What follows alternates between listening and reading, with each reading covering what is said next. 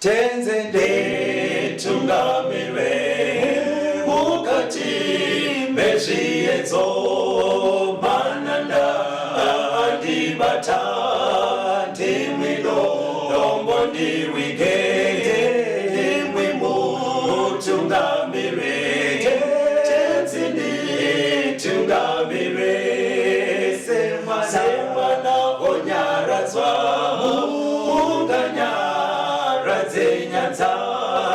mananda anomunzwa kanama atinyarara emwete tenzi wenyanza tenzini tungamire apo ndasvika nyanza mananda ondishisa andichienda zororo ndotsamira kune mwenga andinzwe imwi moti ndinokutumamira.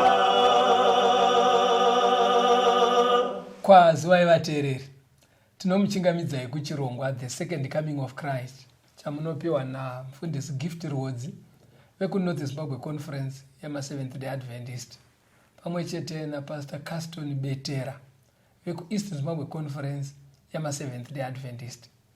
Mustudio nhasi tina Proclaim Rewards ndiye ari kutiisira musign language. Mufundisi kwazisai vateereri. Vateereri tinokuchingamidzai kuchirongwa. Tinoda kutenda. Hurukure yanhasi yatichatungamirirwa naPastor Betera ine musoro nenyaya unoti Mwari haadi kuti titaure nemweya yakaipa. Toda kutenda vateereri. Mufundisi Rhodes vachabva vatanga nekutiverengera mubhaibheri kuna zvakazarwa chapter 12 verse 7 kusvika pa9. Zvakazarwa 12 verse 7 kuenda pa9. Zvino kurwa kwakavapo kudenga. Mikaeri navatumwa vake vakarwa neshato. Shato ikarwa ina vatumwa vayo vakasakunda, nenzvimbo yavo haina kuzowanikwa kudenga. Zvino shato huru yakakandirwa pasi, iyo nyoka yekare inonzi Diabolos naSatani, munyengeri wenyika yose, yakakandirwa panyika, navatumwa vayo vakakandirwa pasi pamwe chete nayo. Bhaibheri riri kutsanangura matangira akaita dambudziko ratinaro panyika raSatani, kuti kudenga ari ngirozi yaMwari akapanduka, ndobva kwaita dzimwe ngirozi dzakatora rutivi rwake kusvikira vatandirwa panyika vabviswa kudenga. Ndo matangira akaita nyaya mufundisi. Ndo vari kunzi vatumwa vake. Ndo vari kunzi vatumwa vake kuratidza ive ngirozi dzajoinira pakupandukira Mwari. Saka ivava havana kuzoramba vaine ugaro kudenga. Vakabva vatandaniswa kudenga. Toda kuti titeedze tuone panyaya yedu iri kuti Mwari haadi kuti titaure nemweya yakaipa kana kuti mweya yetsvina. Kuna vanhu vanotaura nemweya yetsvina. Mubvunzo uri kubvunzwa namufundisi ndewekuti zvakatijekera vazhinji kuti mweya wetsvina tikatoti wetsvina kana kuti wakaipa chinhu chakaipa. Saka hakungade munhu angataure nacho. Saka ndo zvatoda kutongotsimbidzira muchidzidzo chanhasi. Because toda kuti tinyatsoona kuti nyaya yacho yakamira sei. Saka ndoda kuti muverengere vateereri vedu kuna zvakazarwa chapter 12 verse ya 12. Zvakazarwa 12 verse ndeya 12. Saka farai kudenga nemi munogarako, mune nhamo yeminyika negungwa, nekuti mweya wakaipa wakaburukira kwamuri akatsamwa kwazvo, nekuti unoziva kuti uchine nguva duku. Satani nengirozi dzake vadzingwa kudenga. Bhaibheri riri kuti chakazosvika panyika chatiri kupiwa warning kuti tingwarire. Kwanzi mweya wakaipa wakaburukira kwatiri. Amenoti pari kubuda zvakanaka here mufundisi, pari kukujekera here kuti kudenga akadzingwa ndiSatani nengirozi dzake. But Bhaibheri rakudeedzera pane vari panyika kuti vangwarire. Riri kuti mweya wakaipa wakaburukira kwamuri. Kureva kuti Satani nengirozi dzake vapano panyika muchimiro chavari iye zvino. Yes. Ndo vanodaidzwa kunzi mweya wakaipa. Ndizvozvo chaizvo mufundisi. Saka patiri kuti mweya yakaipa vateereri, tiri kureva Satani nengirozi dzake vari pano panyika chimiro chavari. saka pari kunzi Mwari haadi kuti titaure nemweya yakaipa, pari kungonobuda kuti Mwari haadi kuti titaure naSatani. nengirozi dzake, nekuti kune pfungwa iyi mufundisi inotenderera muvanhu yekuti mweya wakaipa vanogona kufunga kuti zvine chekuita nevakafa. Zvekuti avaone maonero ari kuita shoko raMwari kuti mweya wakaipa ndiSatani nengirozi dzake. Vanoona chiri chinhu chiduku duku. Saka mweya wakaipa, vateereri, ndiSatani ndo unonzi mweya wakaipa. Saka toda kuti tichiona kuti Satani uyu muchimiro chaari Bhaibheri rinomutsanangura sei. Saka kutsanangurwa kwaSatani kutsanangurwa kwemweya wakaipa. Chisizei chakanaka mufundisi, because unoziva kuti pana mwana kuti chero achinamata kundonzwa achiti mweya madzinza, mweya yakaipa.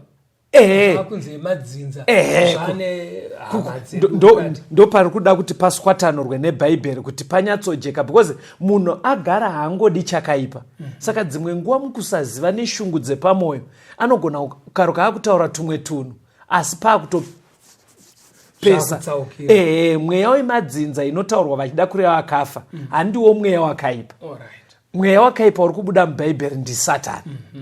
Hatinzwei kuti Satani zvakamira sei pana Ezekiel 28 vhesi ya14.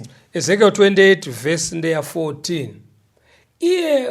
Iwe wakanga uri kerubhi rakazodzwa raifukidzira areka, ndikakugadza ukava pamusoro pegomo dzvene raMwari, waifamba-famba pakati pamabwe omoto. Satani achiri kunzi Lucifer, ari kunzi aigara pachigaro chaMwari. Anga ari kerubhi. Kerubhi chii mufundisi? Kerubhi imhando yengirozi dzinogara pedyo nechigaro chaMwari, dzinogara dzakafukidzira Mwari. Ndo makerubhi. Sezvinoita panapa handiti vakuru vatungamiri vedu kana vachifamba, vatungamiri venyika, kune vanovachengeta vesecurity vaya vanenge vakamira pedyo navo nguva dziri dzese. Zvino kana tichiverenga paodha yokudenga kune anonzi makerubhi, ndidzo ngirozi dzinogara dziri pedyo nechigaro chaMwari, dzakamira pedyo naMwari. Kureva kuti chigaro chaMwari chichisumudzwa kuenda apo chinosengwa namakerubhi. Saka kureva kuti itori mhando yepamusoro kai, ndo ngirozi dzengoti tichibva pana Mwari tosvika padziri.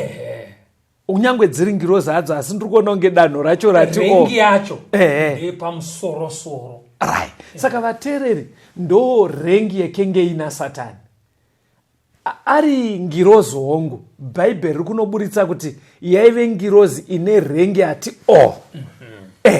inzwei zvimwe zvinotaurwa pana Ezekiel 28 verengai vhesi ya3. Ezekiel 28 vhesi 3. Tarira, unokunda Dhanieri pakuchenjera kwako, hakuna chakavanzika chausingazivi iwe. Saka Satani futi panapa ari kunzi anokunda Dhanieri kungwara. Patiri kuda kuti tione nyaya iyi vateereri, toda kuti tinyatsonzwisisa zviri Satani. Ukanzwisisa zviri Satani mukutaura kweshoko, wobva wanzwisisa zviri mweya wakaipa. Nekuti Bhaibheri rabva raisa pachena kuti paakadzingwa kudenga nengirozi ndiye akunzi mweya wakaipa. Ameno zviri kujeka kamufundisi. Kuti tikanzwisisa zviri Satani, tinobva tatonzwisisa zviri mweya wakaipa. Zvotibatsira kungwara manje. Panapa anzi anokunda Dhanieri kungwara.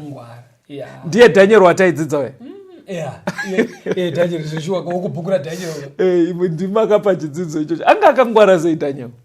Dhanieri pakungwara kwake Bhaibheri richitaura. Rinoti ari payunivhesiti kuBhabhironi. Kangwariro kake neshamwari dzake. Kaitora mamwe mastudents epayunivhesiti. Kangwariro kavo kopetwa ka10 ndo paizosvika. Kurati aivapfuura ne10 marks.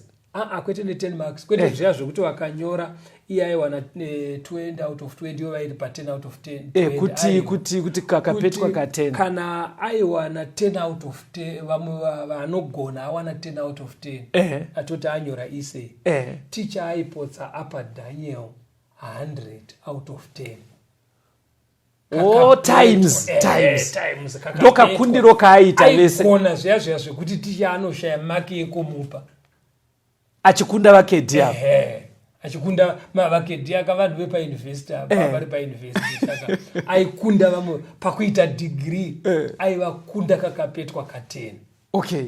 Saka pane pandaitoverenga pachinziwo vakedhi avo zita ravo rekuti vakedhi riya ndo rakangotorwa mukutaura kwanhasi ratinoshandisa kuti madhini kureva vaya vakuru vezvedzidzo pamaunivhesiti. Saka zvakangofanana nekuti zviri kutaura bhaibheri ka riri kungofanana nekuti aikunda madhini ese emaunivhesiti epanyika pano kakapetwa ka10 Danieri. But bhaibheri vateereri rabva razoti Danieri manje anokundwa naSatani. Maponaka ane uchenjeri. Saka kana tichinzanisa nevanhu hatisi kunzenyu timutye kureva kuti Satani akangwara zvekugona kuvhiringa chero madhini ekuuniversity. Anoavhiringa achisi chinhu kwavariba because madhini ekuuniversity ka vaikundwa kakapeta ka10 naDaniel. But Daniel manje oita muduku pana Satani. Saka vateererika hazvina basa kuti une degree kana kuti wakafunda sei kana kuti munharaunda menyu unonzi wakangwara sei. Pana Satani hakuna munhu ane dhoo. Magona ndo language yacho chaicho hakuna munhu ane dhoo. Saka ukaziva kuti Satani ndo zvaari ndo zvitori mweya yakaipa. Ndo zvitori mweya yakaipa yakangwara inoziva. Inzwai futi zvimwe zviri Satani zvinova izvo zviri mweya yakaipa. John chapter 8 verse 44. John 8 verse 44. Imi muri vababa venyu diabolos, munoda kuita kuda kwakaipa kwa baba venyu. Iye wakanga ari muurayi kubva pakutanga, haamiri muzvokwadi, nokuti maari hamune zvokwadi. Kana achireva nhema, unoreva zvake, nekuti ndiye wenhema uye baba vadzo.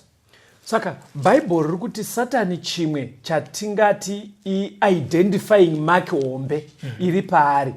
Kwanza anoreva nhema, anonyeba.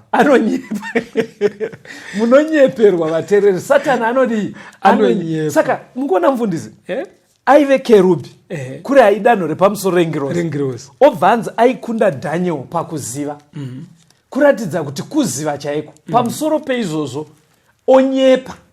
Ukaona uchinyeberwa nemunhu akangwara. Saka zvazviri kungoreva vateereri zviri kungopa chenjedzo kuti patinoita nyaya dzekunamata kana taakutaura zvemweya yakaipa panoda kuti tingware sezvinoreva bhaibheri. Zvakazarwa 12 vhesi 10 mirai munzwe ichiverengwa namufundisi kuti paanenge achinyepa akanyanya kusendamira kupi. Zvakazarurwa 12 vhesi 10. Ndikanzwa inzwi guru kudenga richiti, zvino ruponeso rwasvika nesimba noushe hwaMwari wedu noumambo hwaKristu wake, nokuti mupomeri wehama dzedu wakandirwa pasi, wakavapomera pamberi paMwari wedu masikati nousiku. Pakanzi mupomeri wehama dzedu pastor, chirungu chinoti accuser of brethren. Kuti pastor kureva kuti Satani kana amira pamberi paMwari achitaura nezvemunhu anenge achipa mhosva munhu iye akadai akaipa zvakati ndokupomera. Because munoziva kuti sei ndada kuti tiverenge bhaibheri parutotaura ka panze poti ringoti Satani akakandirwa kwamuri ratoti mupomeri kuratidza kuti ndofunga chimwe chinhu chinowanikwa paari stereki chekupomera. Saka kuti kupomera woti kunyepa woti kungwara woti kerubi yepamusorosoro ndo mhando yatinayo. Saka patiri kuti Mwari manje haadi kuti titaure nemweya yakaipa kana kuti Mwari haadi kuti titaure naSatani, ndoda kuti muone incidence yekutanga Satani yaakagona kutaura nevanhu. Iye Mwari adedzera kuti hokoyo nyika kudaro, still Satani akagona kutaura nevanhu. Chinova chinhu chatopiwa warning but still akagona kuzviita. Saka kana akagona kuzviita ka chidzidzo ichi panani chichigadzira vateereri chinoda kupa chenjedzo kwatiri kuti nekudedzera kwese kwakaita denga kuti weduwe panyika maingwa munhu iye haaita akangwarisa anonyepa anopomera hama still vanhu vapiwa warning Satani akabudirira. Saka zvinogona kudaro kuti nanhasi pamwe ari kutobudirira. Verengai kuna Genesis 3 verse 2 kusvika pa5. Genesis 3 verse 2. Mukadzi akati kunyoka, tingadya hedu michero yemiti pamunda, asi kana iri michero yomuti uri pakati pomunda, Mwari wakati regai kuudya kana kuubata kuti murege kufa. Nyoka ikati mukadzi, hamungafi zviro kwazvo. Saka Satani akabva auya ndobva apinda munyoka. Nyoka mhuka yange yakatosikwa naMwari. nyoka yakwakuchitaura naivhi ndobva vaita hurukuro munoiziva nyaya iyi tinombogara tichiitsanangura kusvikira ivhi ateerera zvaitaurwa nenyoka zvaine zvekunyepa because bhaibheri ratoti anonyepa akatonzi imi muri kutokanganiswa mukadya muchero uyu vakuru ivava havasi kuda kutoti mungware muda kunzi murambe makangopusa anotongoziva kuti mukadya maakutoinzana naye saka vakuru vaya havadi munhu anoinzana nawo saka idyai saka ivha anotoziva kuti pane kunyepa kuripo ende akabva wedzera kunyepa zvikanzi muri kunyeperwa kunzi munofa hamunyatsofe zviro kwazvo kuti ukupasa zvinzi hamungafi zviro kwazvo arora kuti kufa kwachoka munofa henyu asi makafa mbichana hazvimeke sense aiwa zvoita kwezvingabeke sense zvaaedza kuparidza paika ndo mharidzo yatekeshera pasi rese mazuva ano saka muchiona vanhu ezvinezvi havabvume kuti munhu anofa kuti fi ima hamusati masangana nazvere pekuti vanhu vanenge vaiti chinofa inyama pfungwa iyo yakatotanga kuparidzwa nasatani anonyepa parufuka achibhaibhisa hama iri mukofini chiri kudariswa ipfungwa dzakadyarwa kare noakaipa nasatani haana kunyatsofa saka maona tada kuona unhu hwake kuti anonyepa anoacusa akachenjera kungwara kupfuura dhaniel ari kerubhi saka muri kuonera kuti panapa uchenjeri hwaaita ndewei aziva kuti ndikauya straight kuna ivhi vanhu havakaudzwa unzi okoyo yavataure neni mai ndoda kutaura nawo chete anomukuona ochisandisa simba reukerubhi munyoka manje kwakutaura ari munyoka saka akauya ndobva asikuita nyoka ndobva yaita sesvikiro saka muri kuona kuti akagona kutaura naivhi kuburikidza nesvikiro yeti Mwari haatodi zvekuti mukazodzidza ndima iyi kana kuti takamboidzidza futi kumashure munobva maona Mwari achiratidza kutsamwa kuti kumataura sei nemunhu wandakati hokoyo inyika saka iye zvinoizvo ateereri nengari yesimba rasatani reukerubhi anogona kuramba achiuya ari mumasvikiro kuti aramba achitaura nevanhu but Mwari asingafarire chinhu chakadaro ndofunga tombonzwa kambo toda unzwa kambo tiri pachidzidzo chekuti Mwari haadi kuti titaure nemweya wakaipa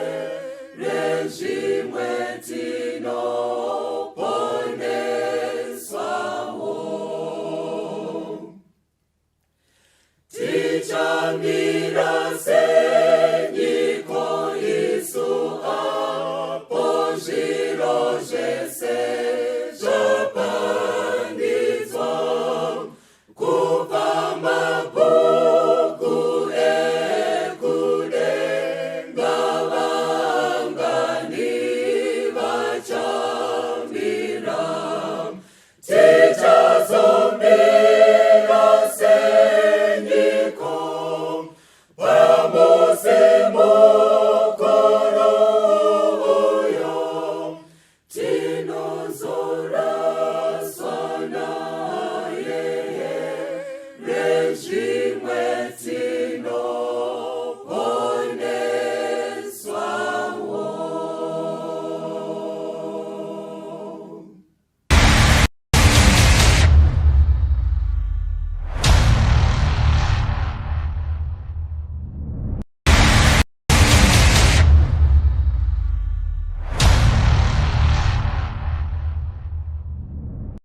Tino muchingamidza yavateereri tichienderera mberi nehurukuro yedu. Mwari haadi kuti titaure nemweya yakaipa iri kutungamirirwa namufundisi Betera. Iye zvino izvi mufundisi Rodzi vachativerengera kuna Leviticus 19 verse 31. Leviticus 19 verse 31. Musava nehanya nemasvikiro kana nevavuki, musavatsvaka kuti musvibiswe navo. Ndini Jehovha Mwari wenyu. Vateereri, hanzi neBhaibheri, musava nehanya nemasvikiro, musavatsvaka kuti musvibiswe navo. Mwari ndobva abva ati ndini Jehovha Mwari wenyu. Ndoda kubvunzai mubvunzo vateereri, but achakupindurirai ndimufundisi Rodzi kunoko. Nhai vateereri, sei Mwari ari kutirambidza kuva nehanya kuteerera masvikiro kana kutombovatsvaga? Sei Mwari ari kutirambidza nyayai? Vanga vakateerera tichitanga chidzidzo. Mufundisi Rodzi ndo vachakupindurirai mhinduro yemubvunzo uri kuti sei Mwari ari kubva ati tisaite hanya kureva kuti musatomboita give thought haikonai kubatikana nenyaya dzemasvikiro kana kutombovatsvaga. Sei Mwari ari kudaro? Chiri kuitika ndechekuti patinoenda kunoita zvemidzimu, tichienda kumasvikiro, mupfungwa dzevazhinji makazara kunzwisa kuti tiri kunotaura nehama dzedu dzakafa, vana sekuru, vana mbuya nanani. Asi pachokwadi chaicho chaicho, kubva pana Mwari akasika anoziva zvinoitika kana munhu afa, vakafa havadzoke mweya yavo kuzotaura muvapenyu.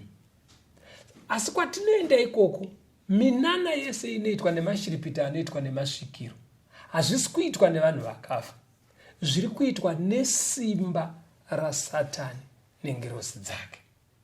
Toda kutenda nekutsanangura kwaita mufundisi. Saka paunonotsvaka masvikiro nekumwe kutaura inzwai vateereri, uri kunotsvaga Satani.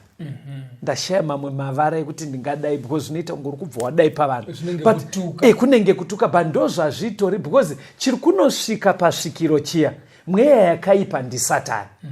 Saka pari kunzi regai kuva nehanya kuti svikiro rikabuda zviya rikatanga kutaura, isusu tine pfungwa yekufunga ndevakafa, but ari kutotaura paya angowana bedzi wei yekuti asvike kwatiri kungotivhara kumeso, but anenge achitotaura ndiSatani.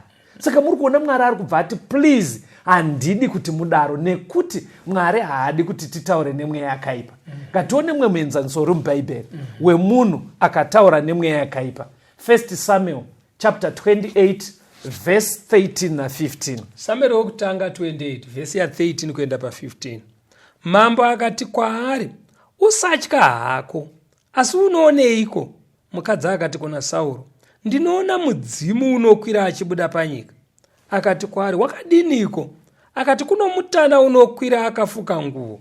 Sauro akaziva kuti ndiye Samueri, akakotamira pasi nechiso chake akanamata kwaari. Samueri akati kuna Sauro, wanditambudzireiko uchindikwidza?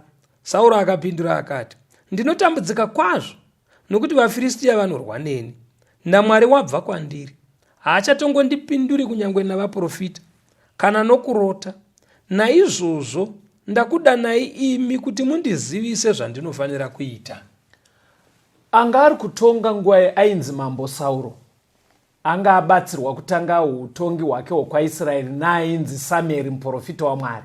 But Samueri anga afa ezvino nemisikanzwa yaiitwa naSauro manje. Mwari anga asamupindure. Hakuna kana vaprofita vaaituma kuti vanotaura naSauro.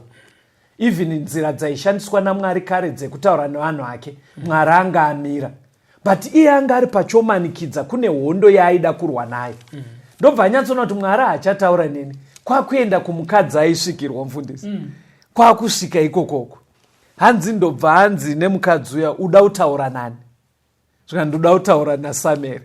Aive muprofita waMwari. Angafa. Atovigwa. Saka hameno zvakaitwa nesvikiro riya ndobva paindira zvinhu zvakatobuda zvaiita unge Sameri zvekutoti iye Sauro akatoti ndiani ndiSameri but asiri handobva akutotaura paye zvikanzi uri kunditambudzirei sei waita kuti ndidzoke zvikanzi wedu weMwari aramba kutaura neni saka ndakutsvagai kudai handisi kutozva ndodii kune hondo inoda kundirwisa.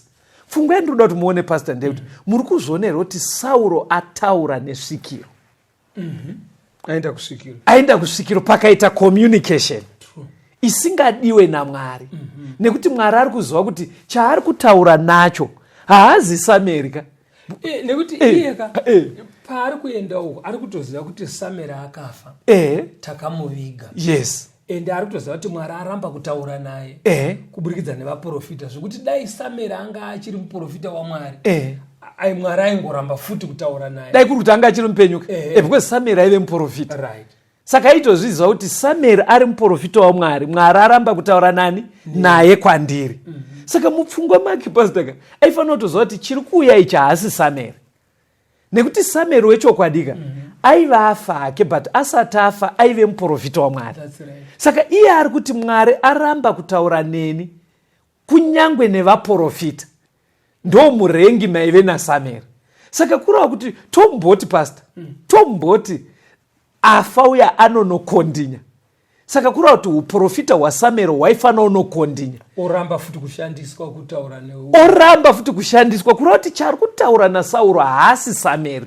Ameno topatsanangura sei pastor ipapapo ndibatsirei kuti kakuvhiringika ndaona sekuti muchikamu chekutanga munhu waMwari mamabudisa nyaya ipachena kuti munhu watiri kudhila naye Satani right one ane simba rinokunda revanhu yes 2 akangwara kudarika vanhu chero vane madhigirii thank you yeah. Saka number 3 anonyepa right saka mukunyepa kwake nekuda kurasisa vanhu ari kushandisa uchenjeri nemasimba right vanhu yezvinezvi chero vane madhigirii vanovhiringwa neminana alright pakaita mashiripiti anovhiringika right saka iko kunoona Sameri akafa wonzwa voice richibuda minana inovhiringa chero vakafunda because akavhiringwa apa is was not an ordinary citizen anga ari mambo saka Satani anogona kukuvhiringa zvisiri nechikundya chako.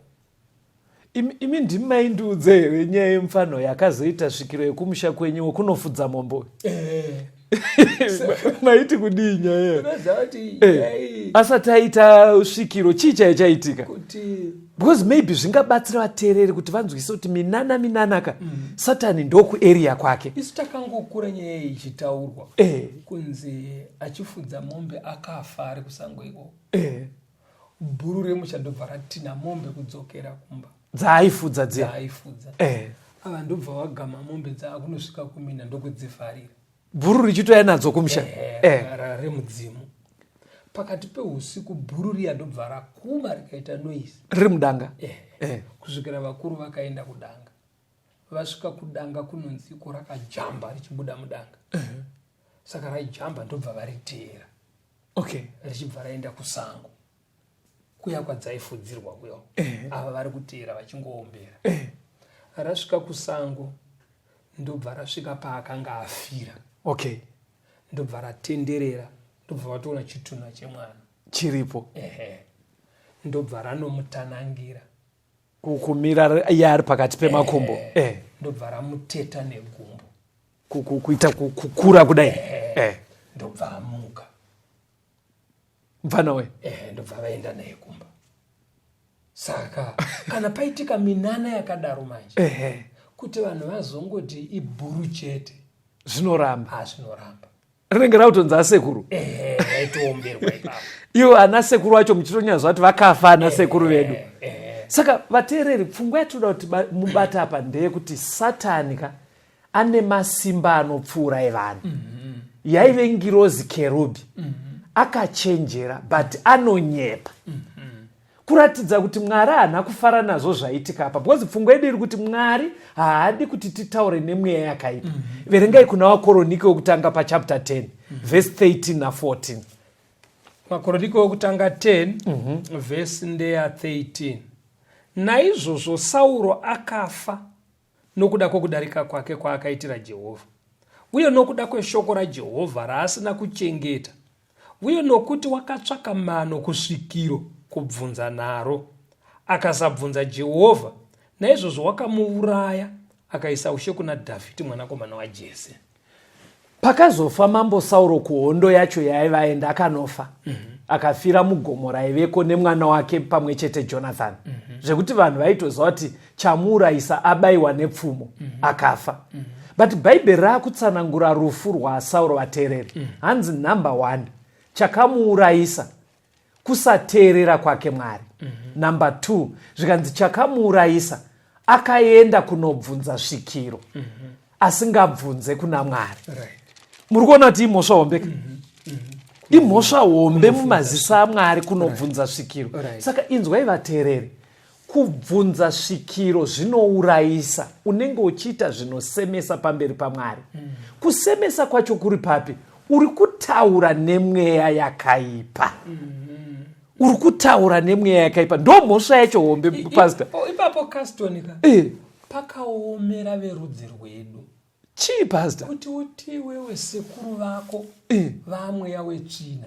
Vanhu vanoramba vachingoti sekuru vangu vanokuzoita mweya wetsvina sei? Ndo nharo dzine vateereri vavo. Ingo paitai muchidimbu, patsanangurei futi, pastor. Havazi sekuru.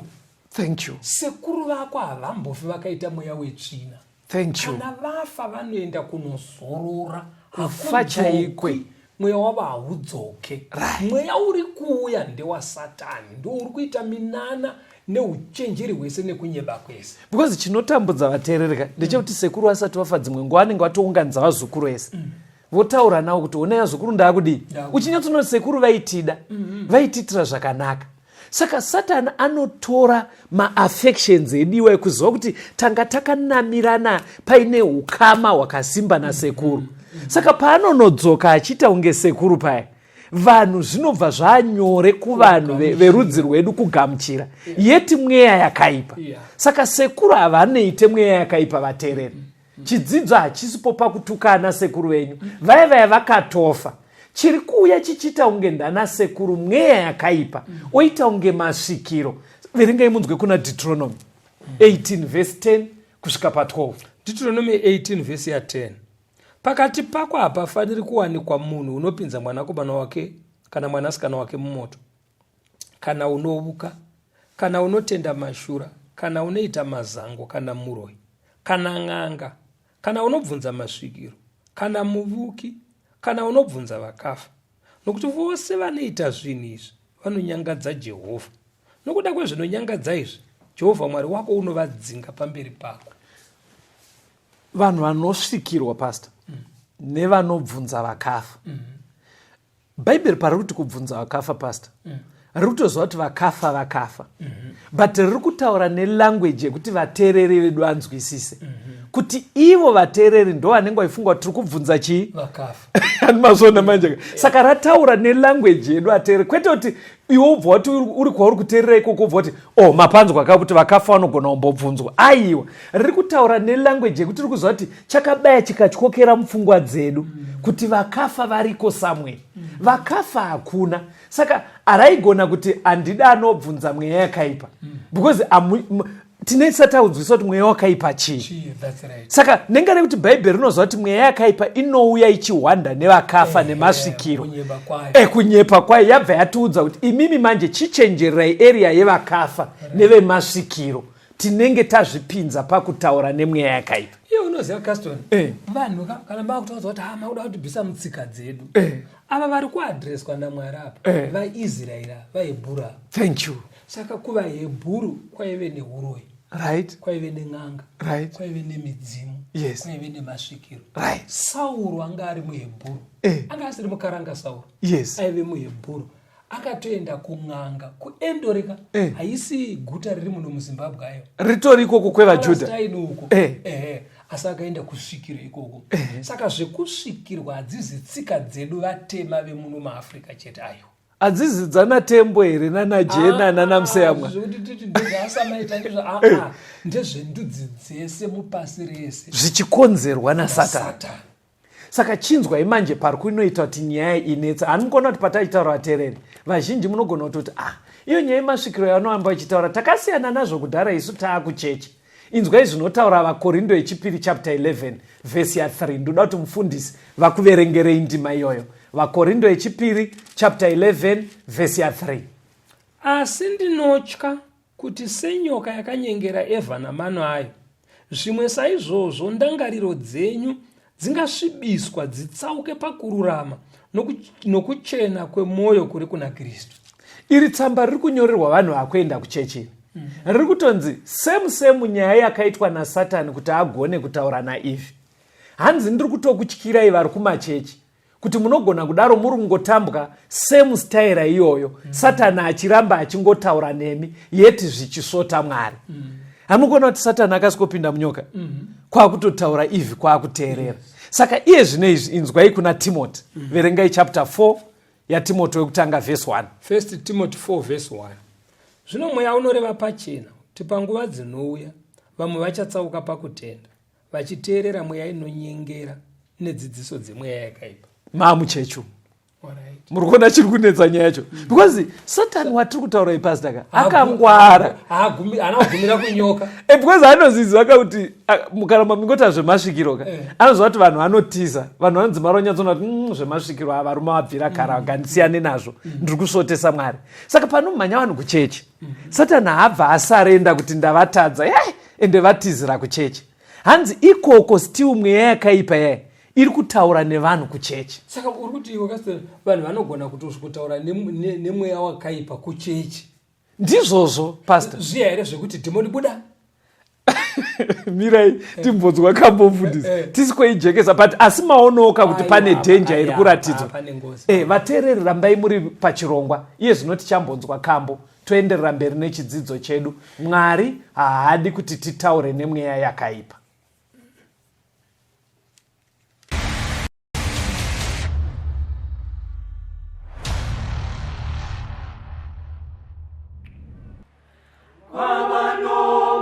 Wakafa panzvimbo yangu kuti mweya se wangu pone, wabvuma kufamba nzira yemchinjiko kuti asunungure ini. Zvakaroverwapo pamchinjiko wake ozvizhinji senyatakura, nekurwadzwa kwese Jesu atakura, zvese zvitema zvangu iyo. Anemudza rudo nenyasha kuneni, anochenesa moyo wangu. Handichina kuraswa ndasununguka, zvaroverwa pamuchinjiko. Zvakaroverwapo pamchinjiko wake ozvizhinji senyatakura, nekurwadzwa kwese Jesu atakura, zvese zvitema zvangu iyo. Ndichabatirira kuna muponesi, ndichafara ndiri murwendo. Ndine rwiyo mumoyo nepamuromo, zvitema zvangu zvazobviswa. Zvakaroverwapo pamchinjiko wake ozvizhinji senyatakura, nekurwadzwa kwese Jesu atakura, zvese zvitema zvangu iyo.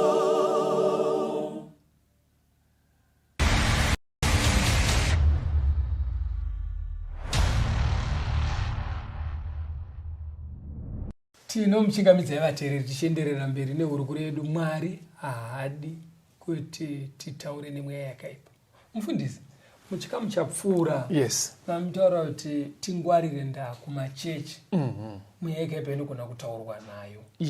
zvakanaka kuti munyatsojekesera vateereri kuti nenzira ipi. Zvazviri kumachechi imi vateereri nemimufundisi, pataona kusiri kumachechi, Satani anoziva kuti access yake kuvanhu kutaura navo, and ari kuziva kuti vanhu vakapiwa warning kunzi musataure nemweya yakadii. Saka mukuuya kwaanoita pane zvatinoti tsika dzedu dzechivanhu, anouya kuburikidza nemasvikiro, tofunga kuti ndevakafa. But vanhu vakaziva kuti inhema vouya kuchechi, Satani haabva asarenda, anogona kutouya otaura nevanhu kuchechi, utori mweya wakaipa, unotonzi nevekuchechi uyu mweya wakaipa. But anozviita in a way yekuti vataure nawo bedzi. Zvakafanana nekudai mufundisi, kuti muri kunamata, panobva paita angave mutende kana munhu auya kuchechi musi iwoyo, anogona kuita zviri fani kudonha, kuumburuka, otanga kutaura. Saka paanenge achitaura, mega munotonzwisa kuti nhoroondo dzaari kutaura hadzisi dzekuti ende nezuro kwakanaya. Munhu anogona kutotanga kutaura kuti manje handisi kuzobva, handisi kutozobva, tatotumwa kuti tiende nenyama iyoyi, tatobva kwakati tatumwa natete kuti tiende nenyama iyi, hatisi kuzobva. Zvekuti mega munotogutsikana kuti chiri kutaura pamunhu uyu haaziriye uya watabva naye kumba tichiuya kuchechi, wamweya wakaipa. Saka dambudziko rinobva raita vanhu, vanofunga kuti mweya ukataura wakaipa, ukataura kuri kuchechi, taakuchitenderwa kutaura nawo. Yeti mweya wakaipa uri kungoramba ari Satani. Saka zvazvinoita manjeka, pane zvimwe zvandakambowitness, munhu akadaro anobvanzi ndiwani nevekuchechi manje, ndiwani. Ende iwo unopindura chiri kutaura chiya chinodii? Chinopindura. But pandinoda kuti vateereri vabva vabata mufundisi, ndechekuti taona kuti mweya wakaipa unonyepa. Taona kuti wakangwara kupfuura vanhu. Ndobva taona kuti unogona ita mashiripiti neusimba reukerubhi riya. Saka ameno zvazvinoita mupfungwa dzedu vanhu kuti mweya wakaipa ukataura kwaakuchechi, tinofunga kuti macharacteristics esaya haasisipo. Pfungwa yekuti tinonyeperwa inodzima. Amenoti sei tichifunga kuti kwako. In fact mazuva ano mufundisi vane vara rinoshandiswa mumachechi ravanobva vati amanifesta. Ameno pamwe hamusati masangana nevara iroro, rinobva ranzi akatomanifesta kuchechi. Zvavanenge vachiedza kuraka ndezvekuti nyaya yanga ichitinetsa yahapasisina, akatobuda pachena, akatotsanangura kuti aitumwa natete kuti amuuraye. Vanobva vati kumanifesta. Saka chenjedzo manje pairida kuya ndepekuti zvatiri kuti kumanifesta zviya tichiteerera ndosemu zvenge zvichinzi musava nehanya nemasvikiro, kungoti iri riri kusvika kuri kuchechi, ende harisi kuya rakawanda naakafa, but ndiye Satani direct ari kukudza izvekwi. Ameno summarize rayateerera zvajeka vateereri. Zvekubuda pachena ndezvekudaiwo kuti munogona kurega kuenda kun'anga nekumasvikiro. Yes. Asi hazvirevi kuti mweya wakaipa hamutaure nawo. Mweya wakaipa inogona kuuya futi kuchechi. Anouya sei? Anogona kuataka munhu, dhimoni rasvika pamunhu. Kana raakutaura ipapo, imi mukataurirana naro zvikunzi musataure nayo naMwari, rinokuudza kuti ndatumwa natete, zvabva kuna baba munini, takazodai, mosara mavengana naanatete, nekuti mataurirana nemweya yakaipa. Ende inonyepa. Ichikunyeperai. Pamwe pacho mweya yakaipa kumachechi inogona kutaura achizviita sekunge muprofita waMwari. Exactly. Inhume yaMwari. Imi motaurirana naye. Ndo dzimwe nzira. Ndo maitira adzinotoita. Ndo zvazviri kutoita kumachechi because ndikushaya mavara acho. Pane mumwe munhu aindiudza anga ari kudzidza nemumwe Bhaibheri. But munhu waaidzidza naye Bhaibheri anga ari wechimwe chitendero imwe chechi. But ndofunga pakudzidzwa kwaaita naye Bhaibheri aitoona kuti izvi ndofunga ndo chokwadi chaMwari. Akatosanganikwa naye murodhi, ndobva angonzi baba imimirai, ndobva amira zvikati ndine tsanangudzo dzenyu. Language yacho munogona kusainzwisisa imimi. Akangonzi ndine tsanangudzo dzenyu. Uye ndobva amira zvikanzi ndiri kuratidzwa kuti pane kwamuri kudzidza Bhaibheri, ende vanhu vamuri kudzidza navo vakadai.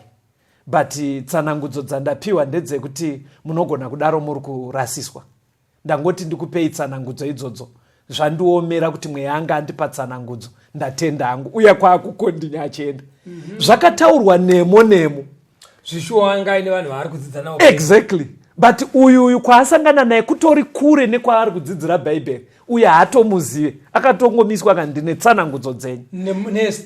Ne-stranger. Saka ndopari kunzi neBhaibheri ngatingwarirei kuti mweya yakaipa 1 inogona kuti yasedhimoni straight. 2 yoya iri muprofita wenhema. Kunyange pakaita unge patsanangudzwa zvinenge chokwadi, pfungwa iripo ndeyekuti mataurirana unonyeperwa bedzi. Saka iwe unofanira kuzoona kuti vandiri kudzidza navo vari kundidzidzisa wani chokwadi chemubhaibheri. Very good. Ani mazona uyu amatricks asatani amatricks. Kunyange aona kuti pano andiri kudzidza navo because vaidzidza navo chitori chokwadi. Zvaitwa correct. Right. But mucorrect hwazvo zviri kurasisa. Ani mazona. Saka muchaona kuti pandanoda kuti pese pastor. Ndoda kuti tiverenge ndima dzakati kuti kuna amako. Dzinoratidza kuti sei tiri kuti even demoni rikabuda. Tisaite unge tiri kuri interrogate. Kuramba tichingoriti ndiwani? Wabva kupi? Uri kudei pavana vangu? Nezita raJesu. Taura tinzwe. Muri vangani? Matimbona kuti vatendi vane appetite stereki. Because vanenge vachiti amanifesta. Saka pfungwa ine vanhu ndeyekufunga kuti kubuda kwaita demoni tari kunda. Saka ngatirionesei nhamo rinyatsotaura zvese. Verengei kuna Mark 1 verse 23 kusvika pa26. Munotanga maverenga musoro wenyaya uripo. Mark 1 verse 23. Jesu unoporesa munhu waiva nemweya wakaipa paKapenaumu. Zvino musinagoge ravo makanga muno munhu wakanga ano mweya wetsvina. Wakadanidzira achiti, tine mhaka yeiko nemi Jesu weNazareta? Mauya kuzotiparadza kanhi? Ndinokuzivai kuti ndimi ani, muri mutsvene waMwari. Zvino Jesu akamurayira akati, nyarara ubude kwaari. Mweya wetsvina ukamubvundisa, ndokudanidzira nezwi guru ndokubuda kwaari. Indima iri kuradza kuporeswa kwemunhu aive nemweya wetsvina. Mufundisi vachaverenga imwe ndima ine munhu futi akaporeswa naJesu. Pana Mark 1 ipapo verse 40 kusvika pa41. Mark 1 verse 40. Jesu unoporesa munhu namaperembudzi.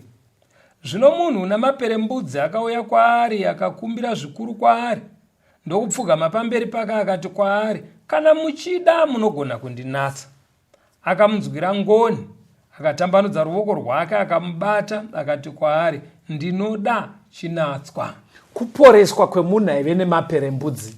Pana Marko 3 verse 3 na 5. Jesu anoporesa futi mumwe munhu ipapo. Mufundisi vachativerengera heading iripo neverse 3 neverse 5 yacho. Marko 3 verse ya 3. Jesu unoporesa munhu waiva noruoko rwakaonyana. Zvino akati kumunhu wakanga ano ruoko rwakaonyana, simuka pakati pavo. Zvino wakati aringaringa achivatarira nokutsamwa ane shungu nokuda kwekuoma kwemwoyo yavo, akati kumunhu, tambanudza ruoko rwako. Akarutambanudza ruoko rwake rukavandudzwa. Pandima dzese dzaverengwa nhatu idzi macherechedzeri vateerere kuti ndiJesu ari kuporesa ive nemaperembudzi, ndiJesu ari kuporesa ive akaonyana, ndiJesu ari kuramba achiporesa. Ndima dzese dziri nhatu. Ane maperembudzi asvika akati, Ishe kana muchida munogona kundinatsa. Jesu akati, ndinoda, natswa. Uye ane mweya wetsvina anga ari muchechi muKapenaumu, paadedzera kuti muneiko nesu mwana waMwari, Jesu abva ati nyarara.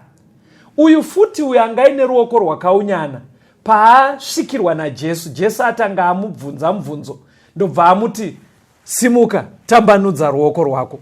Mufundisi, muri kuonera kuti pana aive nemweya wetsvina, Jesu haana kutendera kuti dhimoni ritaura. Haana kuita hurukuro naro. Haana.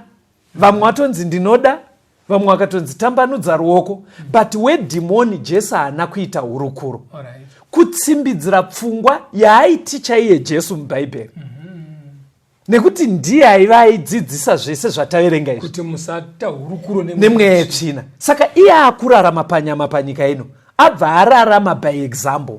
Kuti mweya wetsvina haitaurwe nayo. Saka ari kubva ainyaradza kuti uzinotaura tusina basa. Saka vateereri, zvamunoti kumanifesta kana kuti kubuda kwedhimoni zvichiitika kumachechi kana nzvimbo ipi, zviri kubuda mushoko raMwari, mweya yetsvina inenge ichiita dhirama iroro, musataure nayo. Muri kuona pane dambudziko pastor tikataura nemweya yetsvina iyi, ndeyekuti inobva yati mukasatsanya handisi kuzoenda. Muri kunzwa inototaura zvechechi. Mukasatsanya handisi kudzokera because tetatotumwanzi tidzoke nenyama. Saka zvazvinoreva manje munhu anobva atouya kwamuri mufundisi rodzi oti mufundisi rodzi tibatsireiwo kunamata semhuri.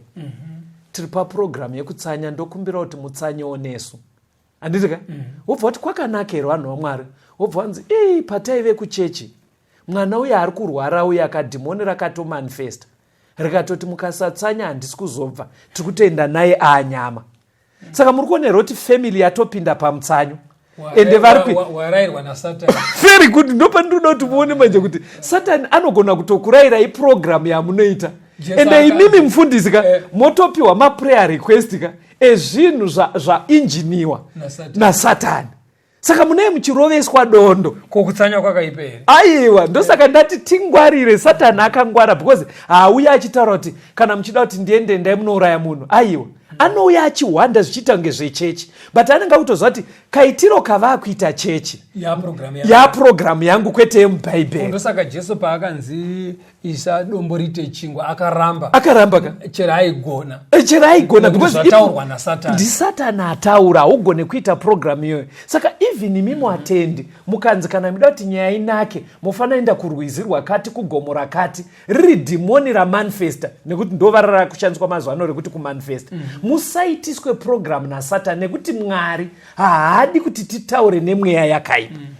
Kahwani bedzi mubhaibheri pastor ndoziva kuti kuateerera ungona kuti inga akambotaura naRegion, ingoiverenga indima yacho zvisazoita kunge taijamba kuna Marko 5 verse 6 kusvika pa9. Marko 5 verse 6 kusvika pa9. Marko chapter 5 verse 6 kusvika pa9. Zvino akati achiona Jesu ari kure akamhanya ndokumunamata. Akadanidzira nenzwi guru akati, ndine mhaka yeko nemi Jesu mwanakomana waMwari wokumusoro-soro. Ndinokupikirai naMwari kuti murege kunditambudza, nokuti wakati kwaari, buda pamunhu iwe mweya wetsvina. Akamubvunza akati, zita rako ndianiko? Akati kwaari, Rigioni ndiro zita rangu, nokuti tiri vazhinji. Ndondima yandakaonawo inini mubhaibheri inoita kunge Jesu paakaita hurukuro nemweya wakaipa. Asi mukadzidza ndima iyi aitova nevadzidzi vake vachangobuda mubhoti, but nengarei kuti vadzidzi vanga vasati vanyatsokunzwisisa udzamu huri mweya yakaipa. Akangoibvunzira kuitira benefiti yevadzidzi kuti vanzwise kuti munhu kana akagarwa nemweya yetsvina zvii chaizvo zvinenge zviri paari. Saka hakusi kwekuti ikurudziro yekuti tiri mumakereke mufundisi chipoti chiti ndiwani muri vangani. Aiwa, saka maiona ndima zhinji dziri mubhaibheri aibva angoti nyarara nekuti yaitomuziva. Ndoda kuti muende kuna maLuke 4 chingoiverengai vhesi ya40 na41. Luka 4 verse 40. Zvino zuva rakati rovira, vose vaiva navanorwara nehosha zhinji vakauya navo kwaari. Akaisa maoko ake pamusoro pomumwe nomumwe wavo akavaporesa. Nemweya yakaipa yakabuda kuvazhinji ichidanidzira ichiti, ndimi mwanakomana waMwari. Asi akairayira akasaitendera kutaura, nokuti yakanga ichiziva kuti ndiye Kristu. Mufundisi, kana muri kufamba neni chidzidzo ichi, Jesu ari kunzi mweya yakaipa vazhinji vainayo payaibuda airayira kuti inyarare. But aiinyararidzirei? Iyo yaitoziva kuti ndiye Kristu. Ndoda kuona kuti manzwisisa zvipi pachidzidzo ichi nekungwara kwakaita Satani, because yanzi aitoinyararidza because yaimuziva kuti ndiye Kristu. Zvakaipei? Unoziva kuti unondirangaridza imwe nyaya yakaitwa naana Paul. Because Paul vasvika pane imwe nzvimbo kakuna mabasa 16. Iverengei, ndoda kuti munyatsonditsanangura because mubvunzo unosara kuvadzidzwa kuti zvakaipei. Inga yaitomuziva because tazara nepfungwa yekuti kana madhimoni anomuziva, kunyange mweya yetsvina inomuziva. Saka kakuziva kaya kari right here kana kachitaurwa nemweya yetsvina. Kuna mabasa 16. Yes. Kubva pavhesi ya16 kuenda pa18. Yes. Zvino takati tichipinda panzvimbo yokunyengetera tikasangana neumwe musikana waiva nomweya wokuvuka, waiwanira vatenzi vake mari zhinji nokuvuka kwake. Yes. Iye akateera Pauro nesu akadanidzira achiti, vanhu ava varanda vaMwari wokumusoro-soro. vanokuparidzirai nzira yokuponeswa nayo. Akaita izvozvo mazuva mazhinji, zvino Pauro akafa neshungu, akatendeuka akati kumweya, ndinokurayira muzita raJesu Kristu kuti ubude kwaari, ukabuda nenguva iyoyo. Right, tsanangurai. Ndima yemaverenga aiziva futi kuti ana Pauro vanhu vaMwari. Aitotaura chokwadi. Yes. Saka dai vakamuregera achikokera vanhu vakawanda. Vanhu zveshuwaka vaifamba vachiti takaudzwa nemusikana uyo kuti avo vanhu vaMwari.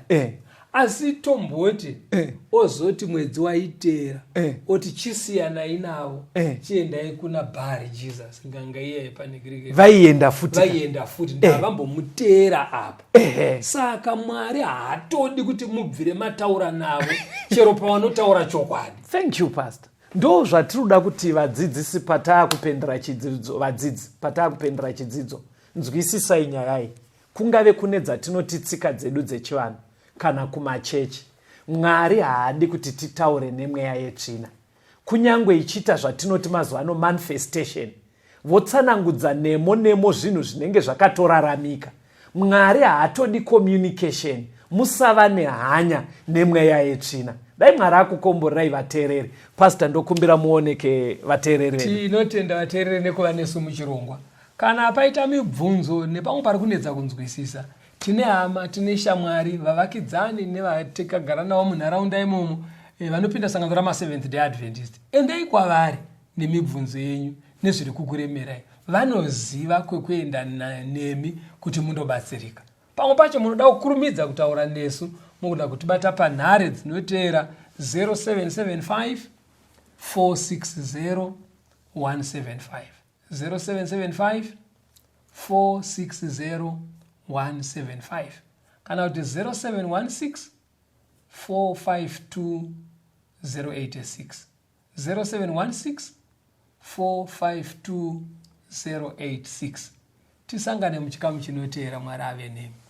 Tenzende tungamirwe mukati mezviedzo mananda andibata ndimwino dombo ndiwigete ndimwimo tungamirwe tenzende tungamirwe semwana onyaradzwa unganyaradzwa nyanza mananda anomunzwa kana matinyarara emwete tenzi wenyanza tenzini tungamire apo ndasvika nyanza mananda ondishisa andichienda zororo